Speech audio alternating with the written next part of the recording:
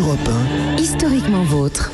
Olivier Pouls est avec nous pour nous raconter l'histoire du plat préféré d'Alain Souchon. Il nous l'a confirmé, c'est le riz. Alain ne mange que du riz et il en existe 120 000 espèces. Oui, il en existe beaucoup d'espèces. Il existe presque autant de manières de le cuisiner, de le préparer, de l'accommoder. Et je vous donnerai tout à l'heure les différentes techniques de cuisson du riz, parce que ça va vous permettre aussi de briller, mon cher Mathieu, en cuisant le riz différemment en fonction de l'accompagnement qui va avec ou de la manière dont vous allez l'accommoder.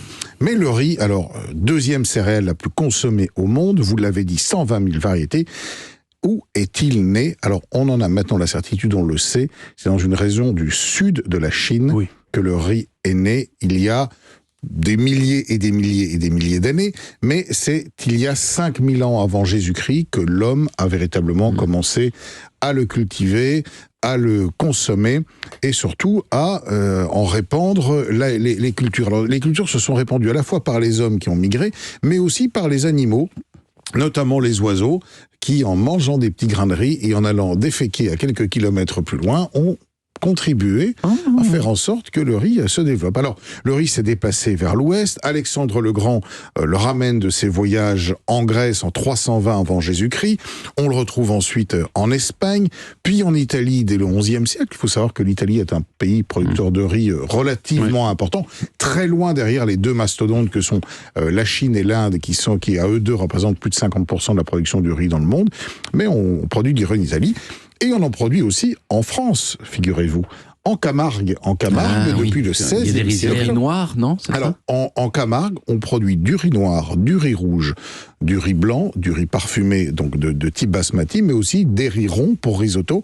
Il y a, je crois, une trentaine de riz qui sont aujourd'hui produits, variétés de riz, qui sont aujourd'hui produites en Camargue. Donc, on a du riz français, cocorico, et franchement, il est très bon.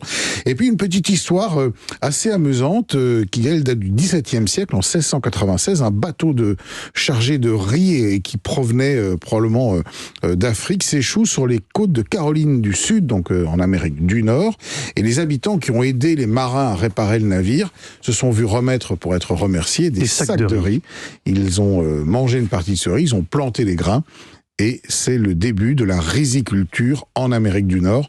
Et là aussi, l'Amérique du Nord est aujourd'hui un pays important, producteur de riz. Alors, revenons maintenant à nos préparations. Comment pouvons-nous préparer le riz? Comment faites-vous, par exemple, pour cuire votre riz?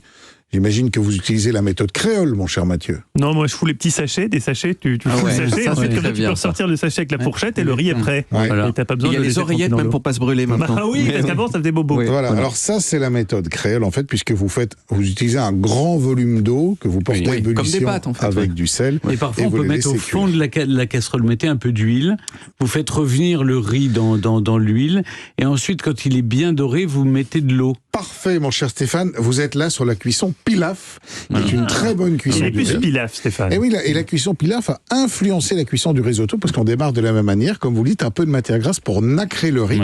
Et ensuite, on met 1,5 fois le volume d'eau par rapport au riz. Moi, je trouve que c'est une cuisson qui va très bien, notamment pour les riz parfumés, parce que ça conserve vraiment le parfum des riz.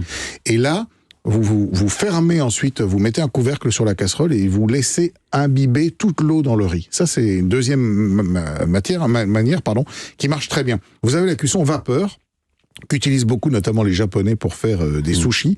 Là, il faut bien imbiber votre riz avant d'eau, sinon il va coller, et vous le mettez dans un cuit-vapeur.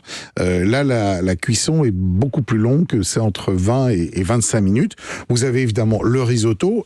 On nacre le riz dans de la matière grasse et ensuite on mouille au fur et à mesure avec d'abord du vin blanc et ensuite du bouillon. La cuisson du riz là est autour de 20 minutes. Et puis une petite dernière. Le riz gluant, comment vous faites? Parce que c'est très très bon le riz gluant. Alors le riz gluant là aussi, c'est un riz qui cuit dans un petit volume d'eau. Il faut garder tout l'amidon qui est contenu dans le riz. Et c'est cet amidon qui fait une liaison et qui fait que le riz est pâteux en fait. On peut faire du riz gluant à la maison sans machine particulière. Vous pouvez l'acheter, vous pouvez acheter du riz gluant.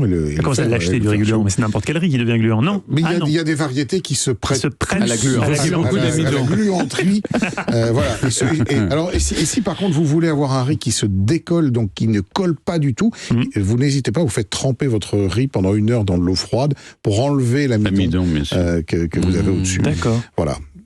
C'est passionnant. C'est la formidable histoire du riz. Et on n'a pas toutes les espèces, non, vous ne les connaissez pas toutes de tête. Alors, non, pas les 120 000, mais c'est vrai qu'il y en a déjà un certain nombre qu'on trouve chez nous. Les grandes familles, c'est les riz ronds, les riz longs et les riz plus courts. Eh bien, puisque maintenant on a cuisiné le riz, pour finir la cuisson, on va porter vos cerveaux à ébullition avec la lutte finale. Je n'ai pas trouvé la température encore d'ébullition. Europe 1, historiquement vôtre.